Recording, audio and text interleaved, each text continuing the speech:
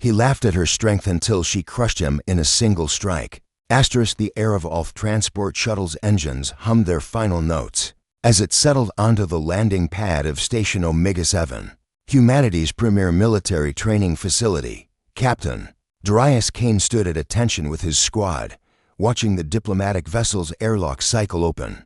3 years of crushing victories against the hegemony had earned him legendary status among the Terran Defense Corps, and today felt like another formality babysitting some alien diplomat's daughter. Remember, this is a political gesture, General Morrison had briefed them. The Nithari want to observe our training methods, play nice, show off a little, send her home impressed. The first to emerge was Ambassador Krell, a distinguished Nithari male whose silver-scaled skin caught the artificial sunlight. Behind him walked a figure that made several soldiers exchange glances, a young female, barely reaching most human shoulders, with the same silver scales but arranged in delicate patterns that seemed to shimmer with each step. Her dark eyes swept the assembled squad with quiet intelligence. "Gentlemen," Ambassador Krell's voice carried the musical quality typical of his species. "May I present Zara Velter, combat specialist of the Nithari Expedition Corps." Kane stepped forward, his chest decorated with enough medals to outfit a small army. At 6'4" and built like a siege engine, he cast a shadow over the diminutive alien. "Welcome to Omega-7, Miss Velter. I'm Captain Kane, and these are the best warriors humanity has to offer." Zara inclined her head respectfully. "I am honored to train alongside such renowned soldiers." Her voice was soft, almost musical, with perfect standard pronunciation. "Lieutenant Brooks, Kane's second in command." Leaned closer to Sergeant Williams. "She looks like she'd break if you sneezed too hard." He whispered, not quite quietly enough. The comment drew chuckles from several squad members, but Zara's expression remained serene. She'd heard worse during her journey here. Human arrogance was well documented among her people. "Your reputation precedes you, Captain Kane," she continued. 300 victories in the arena, never defeated in single combat. Most impressive. Kane's chest swelled with pride. "Just doing my job, ma'am. Though I have to ask, what exactly will you be observing? Our training programs are pretty intense. We wouldn't want you getting hurt." More snickers rippled through the ranks. The implication was clear. This was a man's world, and she was a delicate flower visiting a battlefield. "I appreciate your concern," Zara replied calmly. "Perhaps I could participate in some basic exercises. I would hate to return to my people without truly understanding human combat doctrine." Kane glanced at his men, seeing the barely contained amusement in their eyes. "This would be entertaining and harmless enough. Well, I suppose we could start you off with some light sparring. Nothing too strenuous. That would be most educational." As they walked toward the training complex, Kane found himself studying his unexpected guest. The Nithari were known for their advanced technology and diplomatic skills, but military prowess. Their homeworld was peaceful, their conflicts resolved through negotiation and trade agreements. What could this slip of a girl possibly teach battle-hardened veterans? The main training hall buzzed with activity as news of their visitor spread. Soldiers paused their routines to catch glimpses of the exotic alien, their comments ranging from curious to condescending. Zara seemed oblivious to the attention, her gaze focused on the equipment and training methods with professional interest. "Impressive facilities," she observed, watching the soldiers grapple on the mat. "Your people clearly take physical conditioning seriously. It's life or death out there."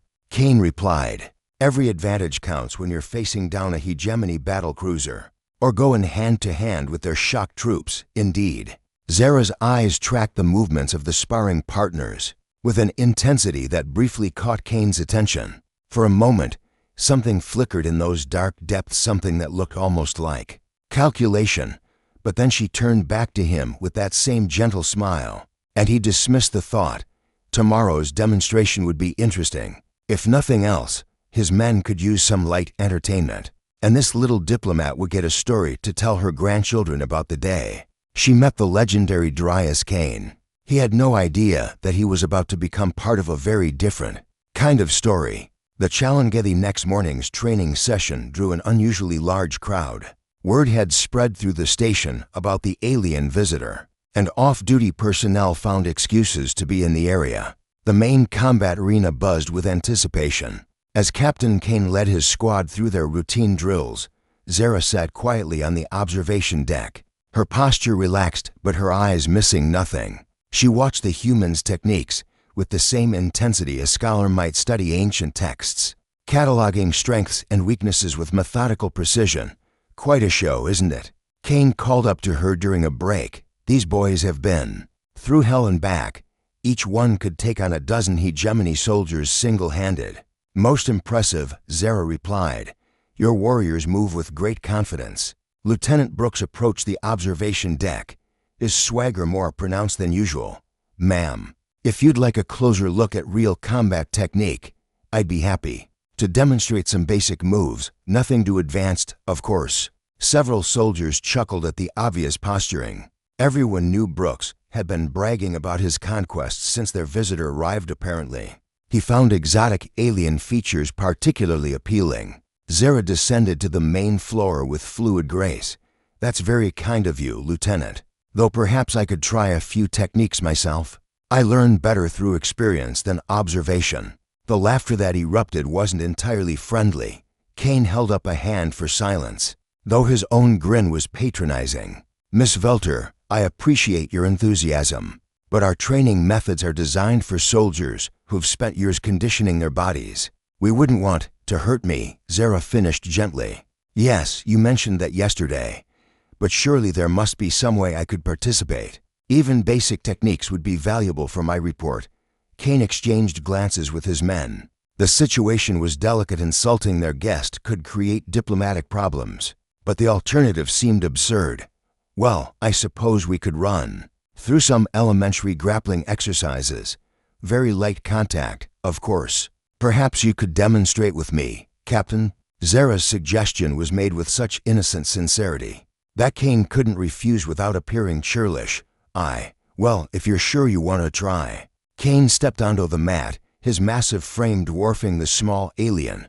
Now, the basic principle of human combat is to use your weight and reach advantage. As he began explaining fundamental techniques, more spectators gathered. Someone activated the arena's recording system. This would make excellent entertainment for the mess hall later. Zara listened attentively, nodding at appropriate intervals.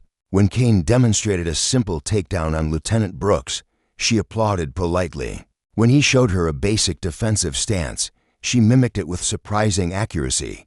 Very good, Kane said condescendingly. Now, shall we try a very gentle demonstration, just so you can feel the mechanics of the movement? That would be perfect. They squared off on the mat, Kane's hands positioned to guide rather than grab.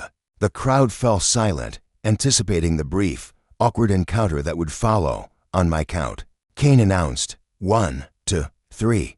He moved forward slowly, telegraphing his intentions clearly. His plan was simple: demonstrate a basic takedown, so gently that his opponent wouldn't even fall, then help her up with a congratulatory pat on the shoulder. But Zara wasn't where he expected her to be. She had shifted not away from his advance, but into it, her movement so subtle that most observers missed it entirely. Kane's momentum carried him forward into empty air as she flowed around his reaching arms, like water around a stone. He stumbled, off balance, trying to recover his footing. That's when Zara moved again, a single, precise strike that touched 3 specific points along his neck and shoulder in rapid succession. Kane's legs simply stopped working. He collapsed to the mat like a marionette with severed strings, his body completely unresponsive despite his mind remaining crystal clear. The arena fell silent except for the soft whisper of air circulation systems. Zara knelt beside him, her expression concerned. Captain, are you all right? The paralysis should wear off in approximately 30 seconds. Kane tried to speak, to move, to do anything, but his body refused to obey. He could only stare up at the ceiling, acutely aware of dozens of eyes watching. His humiliation, true to her word, sensation began returning after half a minute. Zara helped him sit up, her touch gentle and professional. Strength is not loud, human, she said quietly, her voice carrying clearly in the stunned silence. It listens, it waits, and when it acts, it does so with precision. The Revelation's medical bay's diagnostic scanners hummed quietly as Dr. Nathaniel cross-examined Captain Kane for the third time in an hour. Every reading came back normal: no tissue damage, no neural trauma, no sign of the temporary paralysis that had felled the station's most decorated warrior. "I don't understand it," Cross muttered, scrolling through the data on his tablet. "Everything looks perfectly normal. Whatever she did, it didn't leave any trace."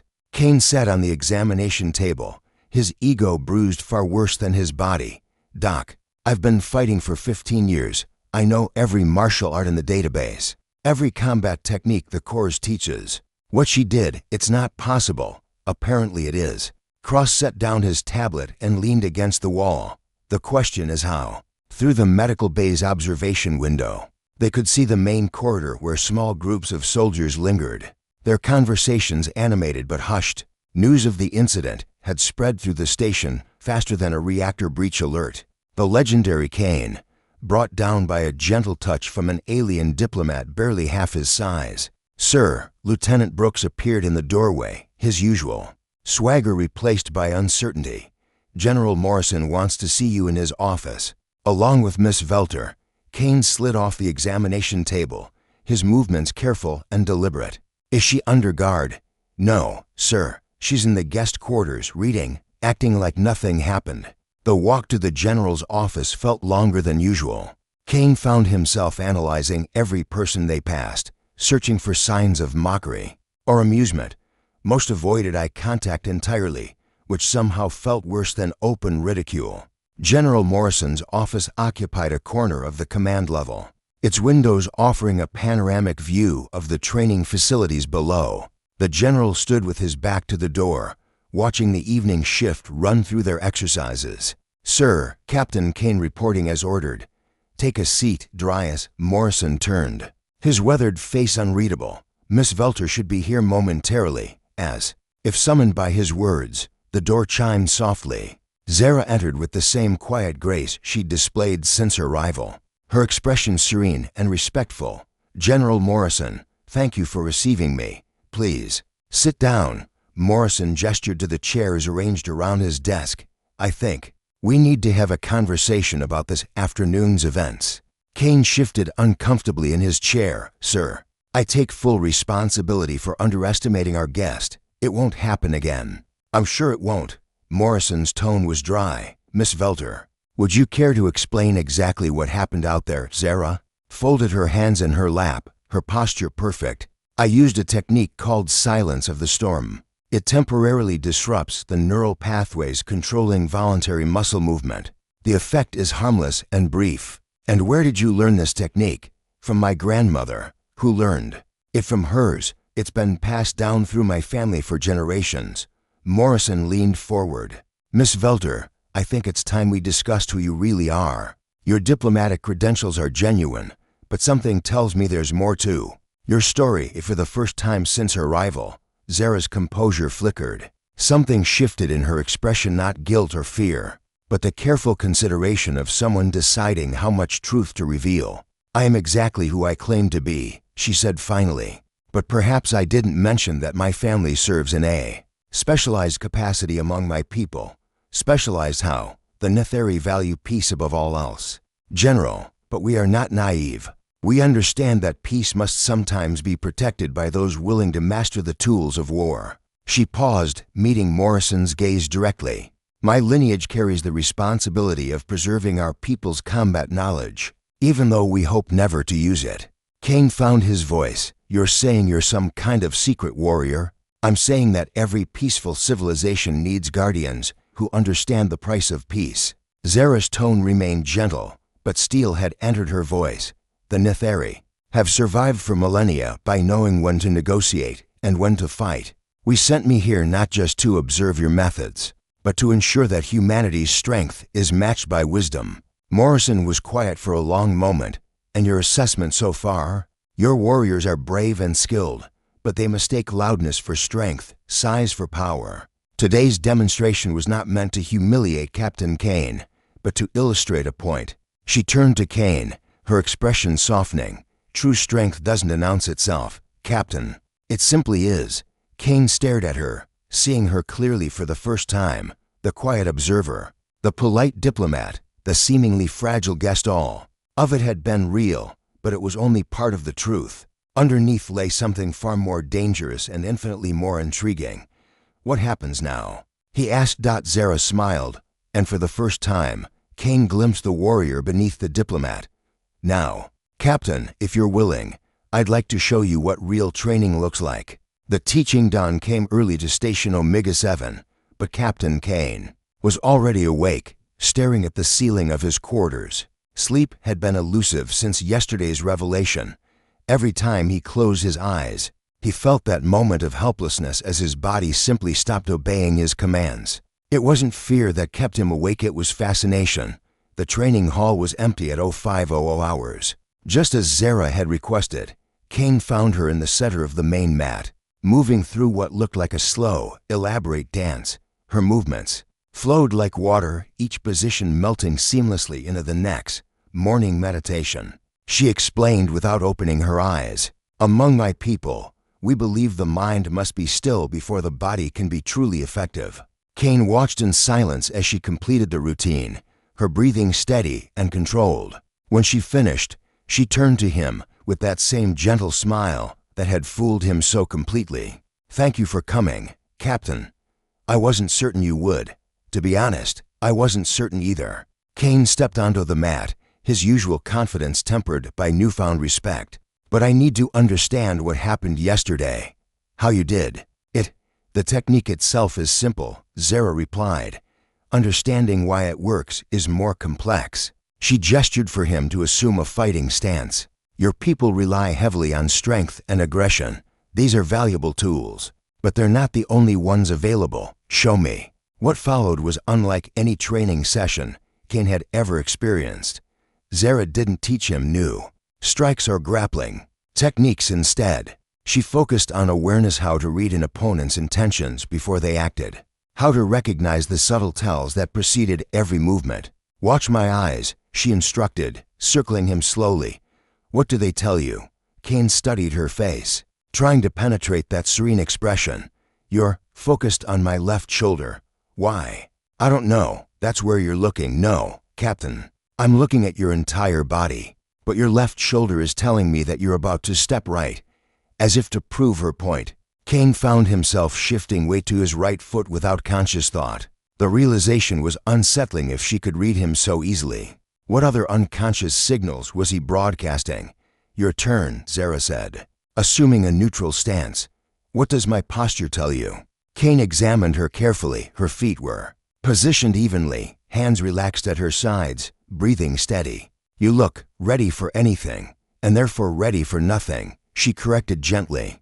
I'm in a state of potential, not commitment. This is why your attack yesterday failed. You had already decided what you were going to do before you began moving. The lesson continued for 2 hours, and by the end, Kane felt like he'd been training for years. Not physically, they'd barely broken a sweat, but mentally. Zara had opened his eyes to layers of combat he'd never considered. The silence of the storm technique, he said as they cooled down. Will you teach me that? Zara considered the question carefully. The physical aspect, perhaps, but the technique requires more than just knowing where to touch. It requires understanding the flow of energy through the body, reading the precise moment when your opponent is most vulnerable. I'm willing to learn, are you? She studied his face intently. Learning our ways requires abandoning many of yours. Can you set aside your pride, your assumptions about strength and power? Kane thought about his reputation, his standing among the men, the comfortable certainty he'd built his career on. Then he remembered the feeling of complete helplessness as his body refused to respond to his will. Yes, he said simply. Over the following days, their dawn training sessions became routine. Kane told his squad he was implementing new tactical exercises, which wasn't entirely false. Under Zara's guidance, he began to see combat differently, not as a contest of strength, but as a conversation between minds and bodies. The change didn't go unnoticed. Lieutenant Brooks commented on Kane's improved performance during regular training, and several other soldiers asked about his new techniques. Kane deflected their questions, but he found himself studying his men with new eyes. seeing the patterns Zara had taught him to recognize.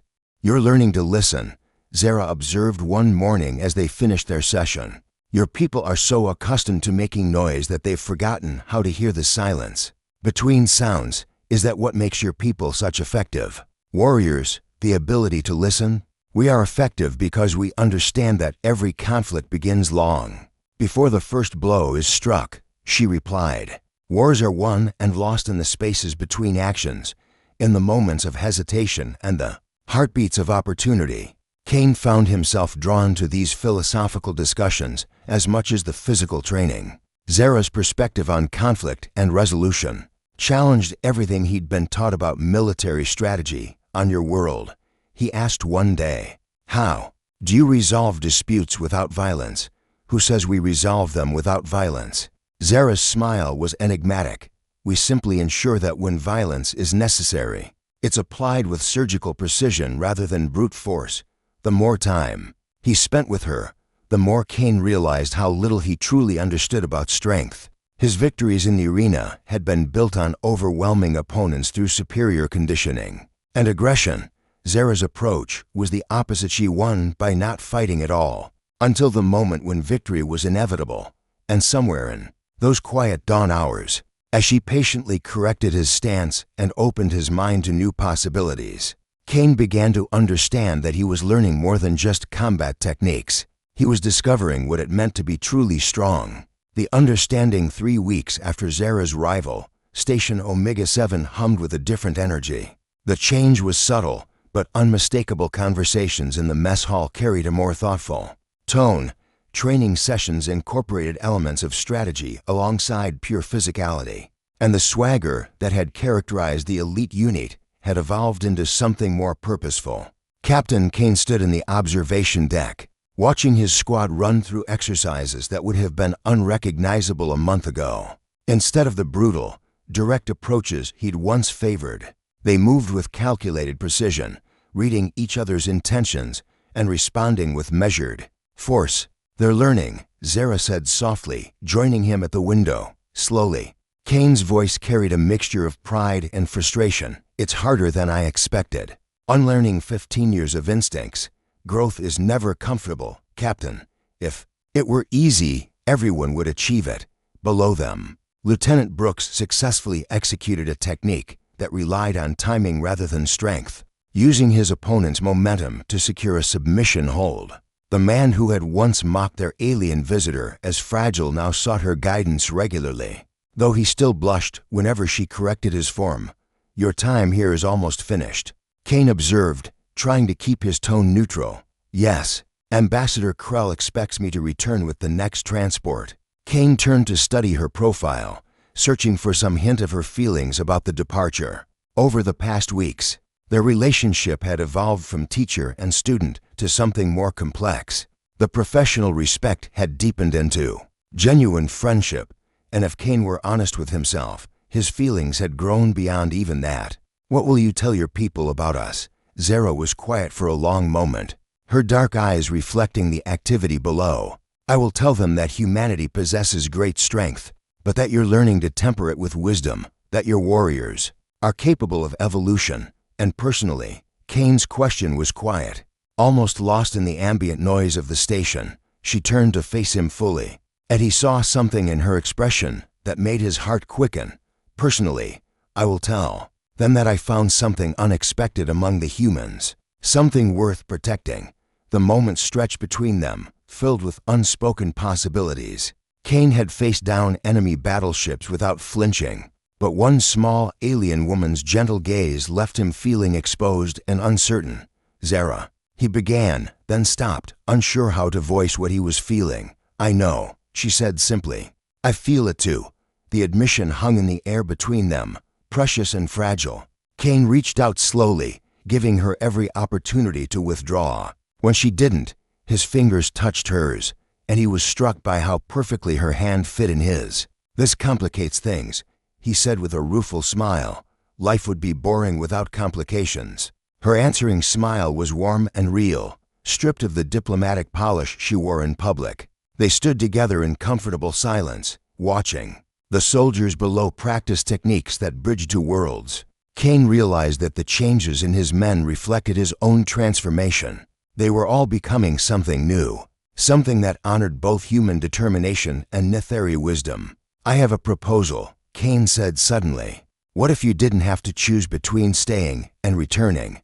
Zara raised an eyebrow, curiosity replacing the sadness that had crept into her expression. "Exchange programs work both ways," Kane continued, his words gathering momentum. "If the Netheri found value in observing human training methods, perhaps there's merit in humans learning from yours, an ongoing cultural and military exchange. You're suggesting a permanent posting. I'm suggesting a partnership between our peoples," and he paused, meeting her eyes directly. "Between us." Zara studied his face for a long moment, searching for something in his expression. "Such an arrangement would require approval from both our governments. Then we better make a compelling case." Her laughter was like music, bright and genuine. "You've learned to think strategically, Captain. I'm impressed. I had a good teacher." As if summoned by their conversation, General Morrison's voice echoed through the calm system. "Captain Kane, Miss Velter, please report to Conference Room Alpha. We have an urgent transmission from the Netheri High Council." They exchanged glances, the playful mood evaporating. Kane squeezed her hand gently before releasing it. "Whatever happens, we'll face it together." The conference room's main screen displayed the seal of the Netheri High Council, its intricate patterns shifting slowly. Ambassador Krell stood at attention beside the communication console, his expression unreadable. "The Council has reviewed my preliminary reports," he announced as they entered. "They wish to speak with both of you directly." The screen flickered, and three figures appeared, elderly Netheri whose scaled faces bore the gravitas of decades. In leadership, the center figure, a female whose silver scales had deepened to platinum with age, spoke first. "Zara Velter, your mission has exceeded all expectations, Captain Kane. Your reputation has reached even our distant worlds." Kane inclined his head respectfully. "Honored counselors, the question before us," the elder continued, "is how best to build upon this foundation. We understand that certain personal connections have formed during this exchange." Zara stepped forward, her posture formal but her voice steady. "Honored grandmother, I request permission to extend my assignment indefinitely. The learning opportunities here are invaluable, and I believe my presence continues to benefit both our peoples." The three counselors exchanged glances, a silent conversation passing between them. Finally, the elder smiled, an expression that transformed her austere features. "Very well, but if you're to remain among the humans permanently, you'll need a proper position, Captain Kane. How would you feel about serving as liaison officer to the first joint human Netheri training facility?" Kane felt his heart skip. "It would be an honor, counselor." "Excellent. We'll expect regular reports from both of you." As the transmission ended, Kane turned to Zara, hardly daring to believe what had just occurred. She was smiling, her eyes bright with joy and possibility. "So," she said, stepping closer to him, "ready for a new kind of training, Captain?" Kane pulled her into his arms, no longer caring who might see.